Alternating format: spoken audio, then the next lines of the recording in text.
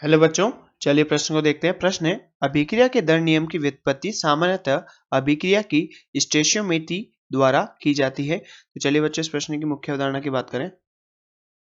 मुख्य अवधारणा। तो बच्चों हमसे प्रश्न में पूछा गया है कि ये कथन जो हमें दिया गया है ये सत्य है या असत्य है। तो बच्चों हमें यहाँ पर बताना है ये कथन है जो दिया गया है ये सत्य है या फिर क्या है बच्चों, असत्य है। तो बच्चों अगर हम यहाँ पर बात करें दर नियम की, जो दर नियम को अगर हम किसी अभिक्रिया के लिए ज्ञात करना है दर नियम, तो बच्चों दर नियम को हम प्रयोगों द्वारा, केवल और केवल प्रयोगों द्वारा ही ज्ञात कर सकते हैं। केवल केवल और केवल प्रयोगों द्वारा निर्धारित किया जा सकता है। प्रयोगों द्वारा निर्धारण संभव संभव तो बच्चों दर नियम को हम केवल और केवल प्रयोगों द्वारा ही निर्धारण किया जा सकता है। बच्चों इसका अगर आप बात करें बच्चों हम यहाँ पर स्टोइचियोमेट्री की, तो स्टोइचियोमेट्री क्या होती है? स्टोइचियोमेट्री तो बच्चों किसी भी रासायनिक अभिक्रिया की स्टोइचियोमेट्री को हम कैसे देख सकते हैं बच्चों? उस रासायनिक समीकरण का संतुलन करके। तो बच्चों अगर किसी रासायनिक समीकरण को हम संतुलित करते हैं तो बच्चों जो वहां पर किसी यौगिक के सामने यौगिक का जो गुणज आता है बच्चों, वही वहां पर क्या होता है? गुणज। वही बच्चों हमारा क्या होगा? स्टोइचियोमेट्री। स्टोइचियोमेट्री। तो मान लीजिए बच्चों कोई अभिक्रिया है, जैसे कि हम बात करें सल्फर डाइऑक्साइड प्लस बच्चों O2 के साथ अभिक्रिया करके क्या बना रहा है यहाँ पर? SO3। तो बच्चों ये हाफ O2। तो बच्चों अगर हम यहाँ पर इस समीकरण को संतुलित करना चाहें तो यहाँ पर संतुलित करें इस समीकरण को, तो यहाँ पर एक सल्फर बच्चों, यहाँ पर ऑक्सीजन दो और एक तीन, और बच्चों यहाँ पर ऑक्सीजन दो और तीन। तो बच्चों अगर हम यहाँ पर हमने जो यहाँ पर ये आधा लगाया यहाँ पर, ये क्या है बच्चों? स्टोइचियोमेट्री है। यहाँ पर इसके आगे कितना है? एक। तो बच्चों यहाँ पर इसके आगे एक। तो बच्चों यहाँ पर इन यौगिकों के आगे हमने लगाया कि इसका गुणज क्या है बच्चों? SO2 का गुणज क्या है? एक।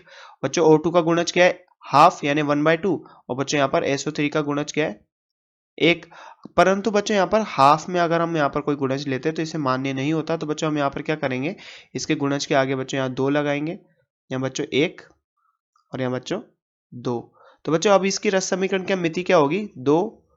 रस समीकरण मिति बच्चों, स्टोइचियोमेट्री को हम क्या बोलते हैं? रस समीकरण मिति।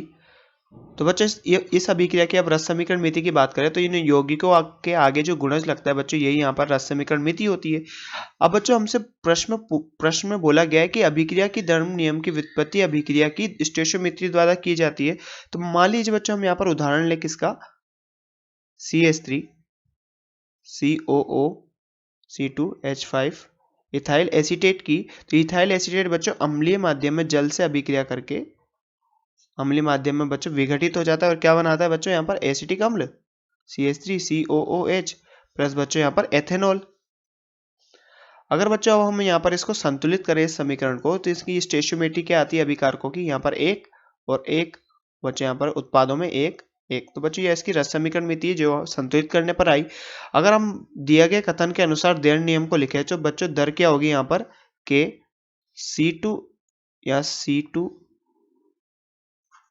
CH3 COO C2H5 की घात एक और बच्चों यहाँ पर H2O की घात एक। तो बच्चों इस यहाँ पर रस समीकरण मिति के अनुसार तो हम कह सकते हैं बच्चों यहाँ पर ये क्या है? इसका दर नियम होगा। परंतु बच्चों ये दर नियम क्या होता है? गलत होता है। गलत दर नियम। अब बच्चों ये गलत होता है।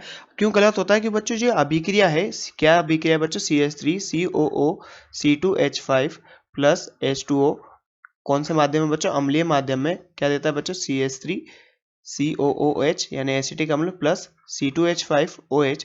तो बच्चों वैज्ञानिकों ने अगर इसके यहाँ पर दर नियम की जब प्रयोगों द्वारा निकाला, किसने? वैज्ञानिकों ने बच्चों दर नियम को प्रयोगों द्वारा निकाला। प्रयोगों द्वारा इसका दर नियम देखा तो बच्चों प्रयोगों द्वारा इसका दर नियम क्या आया? K CH3 COO C2H5 1 H2O 0। तो बच्चों इन्होंने देखा कि यहाँ पर इसका दर नियम क्या आ रहा है? यहाँ पर CH3COO C2H5 की घात बच्चों यहाँ पर 1, इसकी सांद्रता की घात, और यहाँ पर 0। तो बच्चों यहाँ पर H2O की घात 0 क्यों ली गई? क्योंकि बच्चों H2O क्या है, आधिक्य में होता है और दर इस पर निर्भर नहीं करती। H2O की सांद्रता पर दर निर्भर नहीं करेगी। दर निर्भर नहीं करेगी। क्यों नहीं करेगी बच्चों? क्योंकि यहाँ पर H2O क्या है, आधिक्य में होता है, आधिक्य में। अब बच्चों H2O यहाँ पर आधिक्य में होता है, इसलिए यहाँ पर दर नियम इस पर निर्भर नहीं करती। और किस पर निर्भर करती है? यहाँ पर CH3COO C2H5। और बच्चों वैज्ञानिकों ने यहाँ पर जब इसकी दर नियम निकाला तो बच्चों ये दर नियम यहाँ पर ये निकाला। और बच्चों हमसे कथन क्या था हमारा कि अभिक्रिया के दर नियम की व्युत्पत्ति सामान्य अभिक्रिया की स्टोइचियोमेट्री द्वारा की जाती है, जो कि बच्चों सरासर क्या है, असत्य कथन है। क्योंकि बच्चों ये यहाँ पर असत्य हो गया, क्योंकि हमने यहाँ पर देखा कि दर नियम को हम किससे निकालते हैं बच्चों? प्रयोगों द्वारा, ना कि उसकी रस समीकरण मिति द्वारा। तो बच्चों यहाँ पर ये कथन क्या है? असत्य कथन। और ये बच्चों हमारा इस प्रश्न का उत्तर होगा। तो बच्चों आशा करते हैं आपको प्रश्न समझ में आया होगा। धन्यवाद।